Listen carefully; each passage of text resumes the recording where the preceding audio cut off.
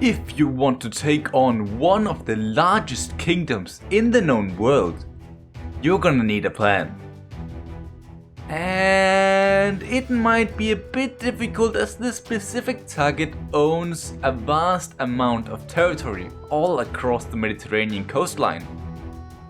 So hear me out.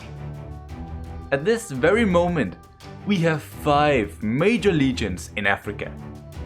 Actually, let's change that to 4 as Licinius' legion had taken too many casualties, barely making it count as an army.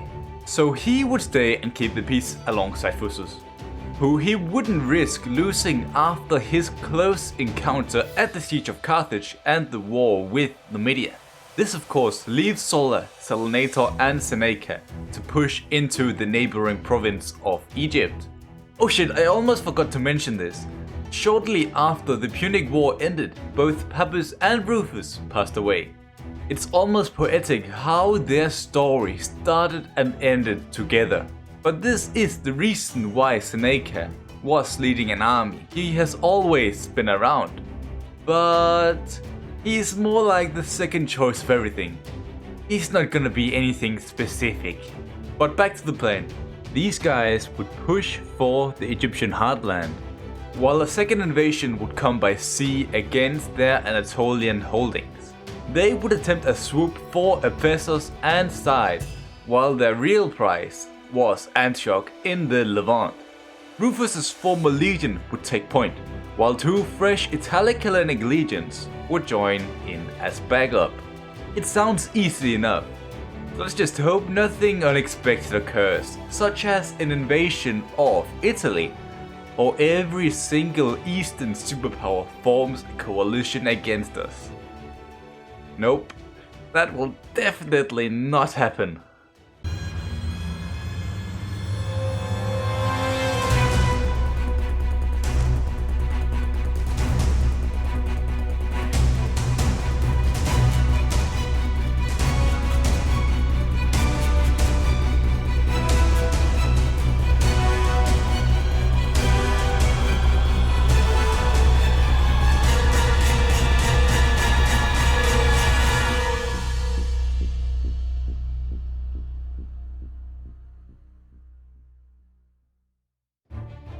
Let us begin in the south, where everything started.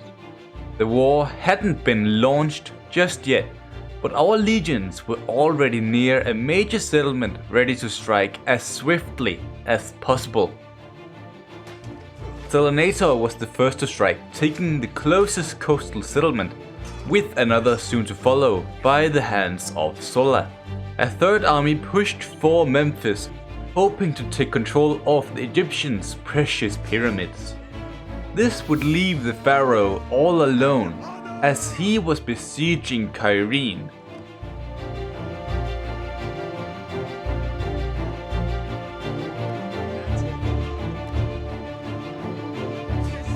Seneca cornered him where the ocean meets the land. The Battle of Egypt was about to take place.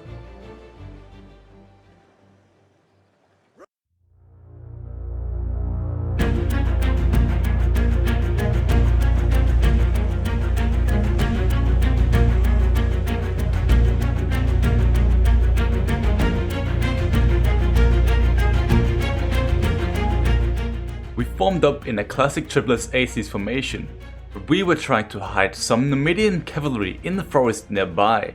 For them to reach the enemy backline, we shifted our own lines to our left.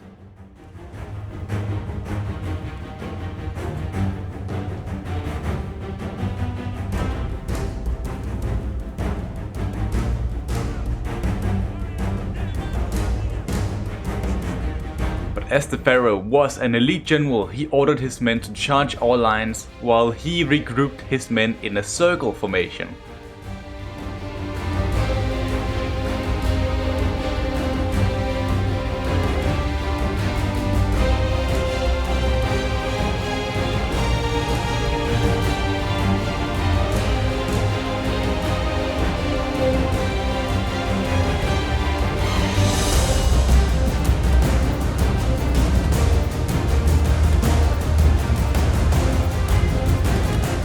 After some time, the Pharaoh charged after our cavalry. He would be ambushed by our own in the forest, and at the same time some of their units attacked our left flank.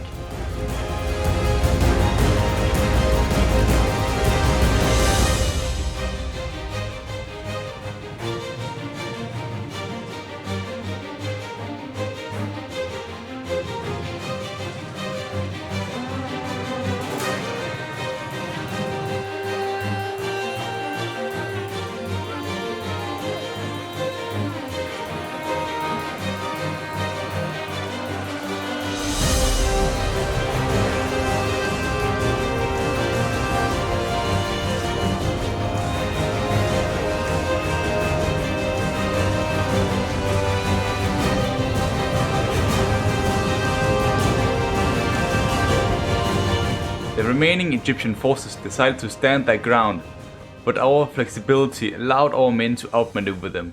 They had no chance. Meanwhile, everything we've just seen took place. The three legions in the north crossed the Aegean. For once the tides were actually on our side, making it easy for us to land troops at Ephesus.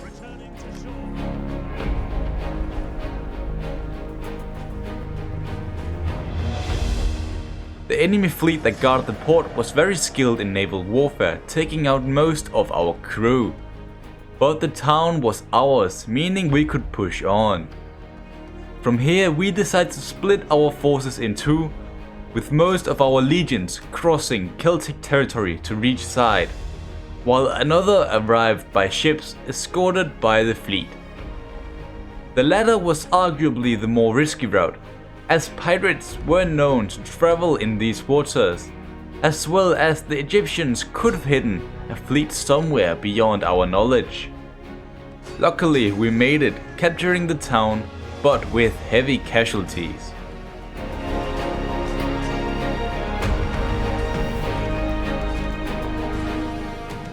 With no time to waste, we left the wounded legions behind, while the rest traveled to Antioch. Once again we had to cross the Galatian borders. They are probably scheming to destroy us by now, but as long as they haven't done anything, we won't bother. At long last we reach Antioch, conquering the city with ease. Giving us access to the famous Syrian elephants. They are mighty beasts that undoubtedly can change the fate of any battle. But before we move on, I should probably tell you about this war on a grand strategy scale. A long time ago, Armenia joined Egypt against us, but now Parthia and Chimeria had done the same. This could be catastrophic for the Republic, especially as something devastating already was taking place in Italy.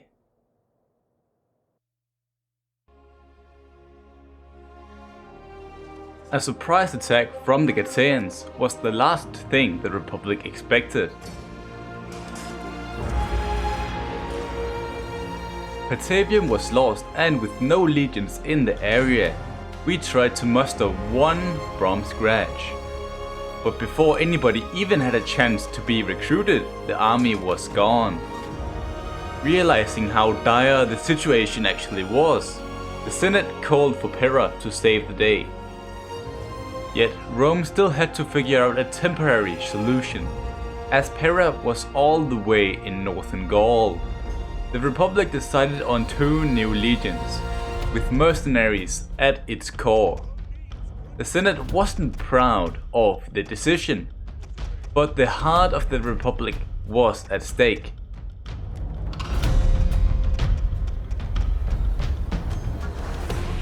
The legion stopped the Getaeans at Ascalon, recapturing most of the towns in the process.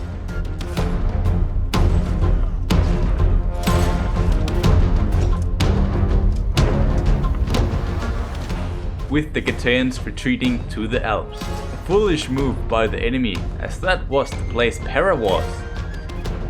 He defeated the last Getaean invasion force, even capturing Noria in the process.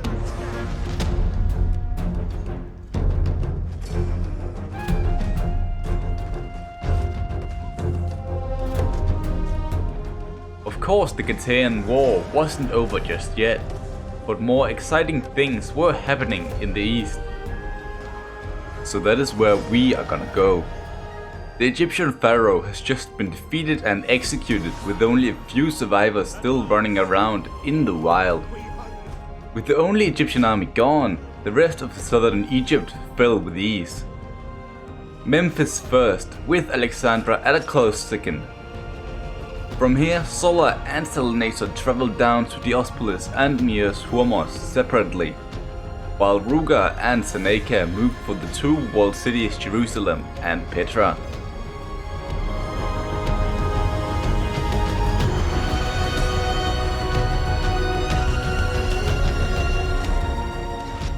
With them taking all their conquests so far would be easy to defend. The only settlements we still needed to conquer in the south were the ones in Nabatea. It might seem like Egypt wasn't that big of a threat after all, but they were never our true target. We needed to prove our strength to the world by destroying the east, most notably the Armenians. Egypt was just a bonus. But as I mentioned Armenia, let's move up to the north again. We recently realized an Armenian army was monitoring our every move. We of course couldn't allow this, but leaving Antioch was very dangerous. Parthian armies could arrive at any second, with the Seleucid champion telling us about an army moving through Raga. In fear of even more armies on their way, we recruited 2 new spies to scout the rest of the region for enemy armies. Instead, we found 2 kingdoms, who at this point both were neutral in the war. We decided to bribe them both, hoping they would join our side. There is little profit in this for my people, but I will stop haggling. But just 1 month after, the Marians declared war on us, saying our efforts were too short. This was really bad. Yet even worse things were happening. More Armenian armies were crossing the northern mountains, and this could not be accepted, so we took our recently acquired Syrian elephants and blocked the path. Despite our strong position, the Armenians attacked. Hopefully, the fort would hold.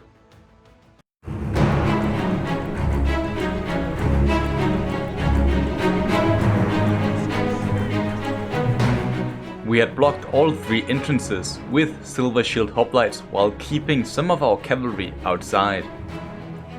A small scouting party was closing in from the right, but realizing the larger army was actually approaching from the left, we moved most of our men to that flank.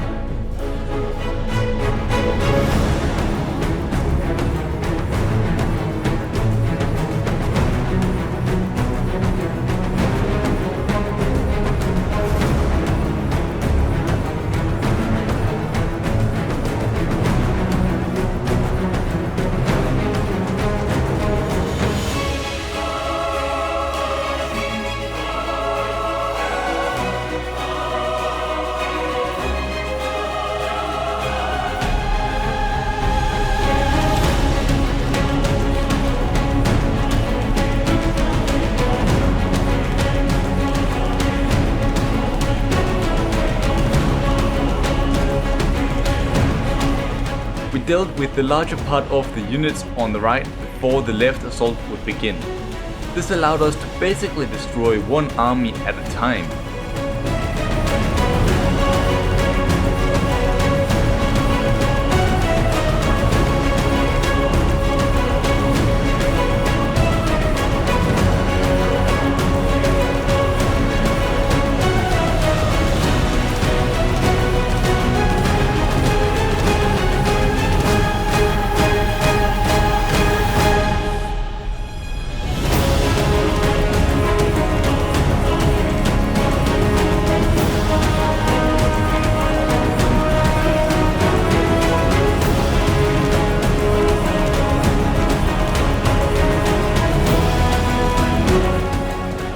With all of the enemy units trying to enter the fortification, they didn't realize our forces were behind them.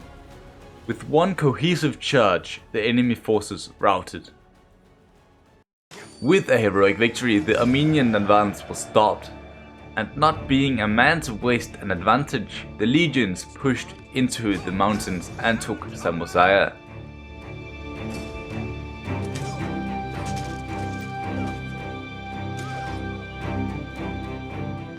But it seemed like the worst was still to come, as an elite Armenian army was looming in the distance.